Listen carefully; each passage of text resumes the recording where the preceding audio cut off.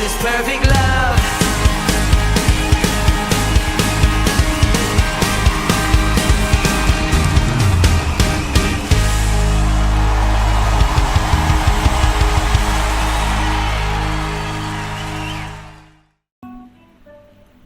Shalom Bapak Ibu Saudaraku yang terkasih di dalam Tuhan. Keluaran 20 ayat yang ke-16. Demikian firman Tuhan. Jangan memberikan kesaksian dusta terhadap sesamamu. Ayat ini saya ambil dari kitab LAI, Alkitab LAI terbitan yang kedua. Kita pelajari bahwa dari perintah yang pertama sampai dengan perintah yang keenam, kita bisa melihat bahwa dari 10 firman Allah, setengahnya Allah menyatakan bahwa manusia wajib menghormati hak orang lain, yaitu bentuk atau cerminan mengenai kasih sejati. Seperti yang tertulis dalam Roma 13 ayat 10. Kasih tidak berbuat jahat terhadap sesama manusia. Jadi yang dilarang di sini itu adalah merampas hak atau milik orang lain yang paling berharga. Jadi semua yang dirancang oleh Allah dalam perintah-perintah ini adalah untuk melindungi orang atau nyawa manusia dari pembunuhan. Pembunuh dalam perkawinan, pembunuh dalam rumah tangga, pembunuh di tengah-tengah keluarga, baik dari yang namanya pezina, pembunuh dari harta benda, dari pencuri. Sekarang Allah mulai berkata atau memberikan perintah atau mengingatkan kita untuk mematuhi perintah yang ke-9, yaitu mengenai reputasi manusia dari yang namanya saksi dusta. Nama saksi dusta ini begitu mudahnya terkadang manusia menggunakan fasih lidah. Kesaksian dusta itu begitu mudah meluncur dari lidah manusia tanpa ia sadari. Perintah ke-9 ini adalah perintah Allah yang wajib diingat, yang wajib menjadikan pedoman buat manusia.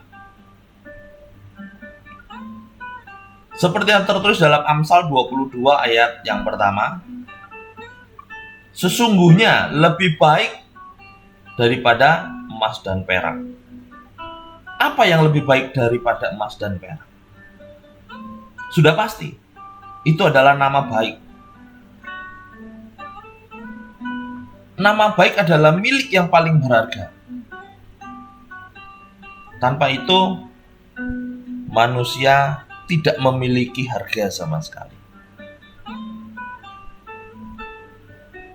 Dalam perintah Allah yang ke-9 dalam Keluaran 20 ayat yang ke-16 mengenai kesaksian dusta, konteks utamanya adalah hukum dan peradilan.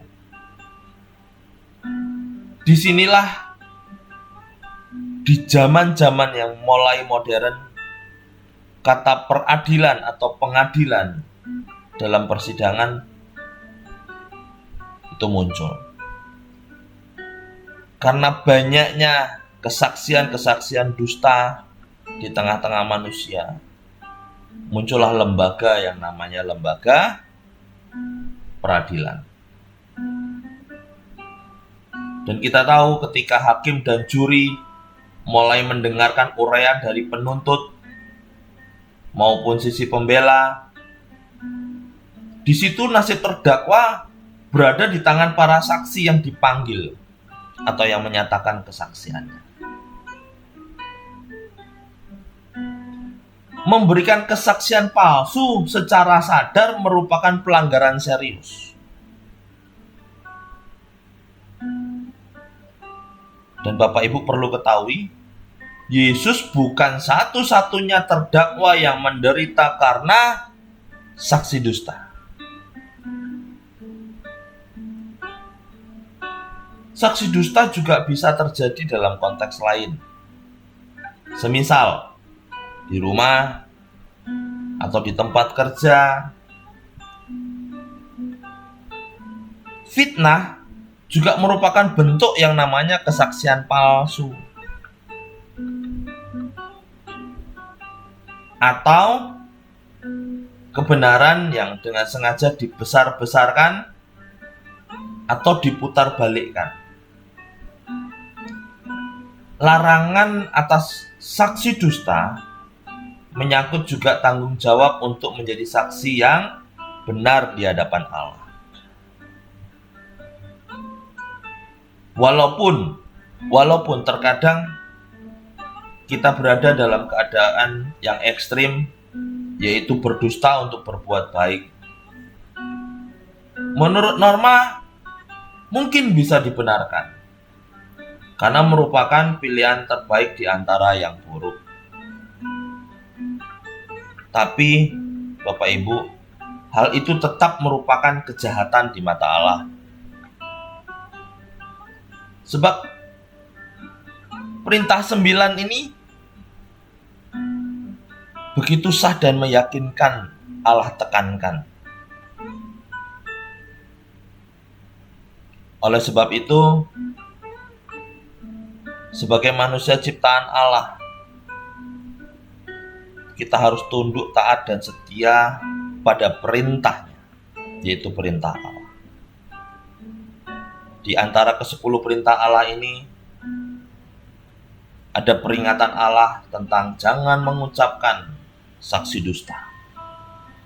Oleh sebab itu, kita sebagai manusia harus bisa dan dapat dipercaya. Dan yang terutama, kita harus menjadi saksi yang berani bagi Tuhan kita, Yesus Kristus. Tuhan Yesus memberkati.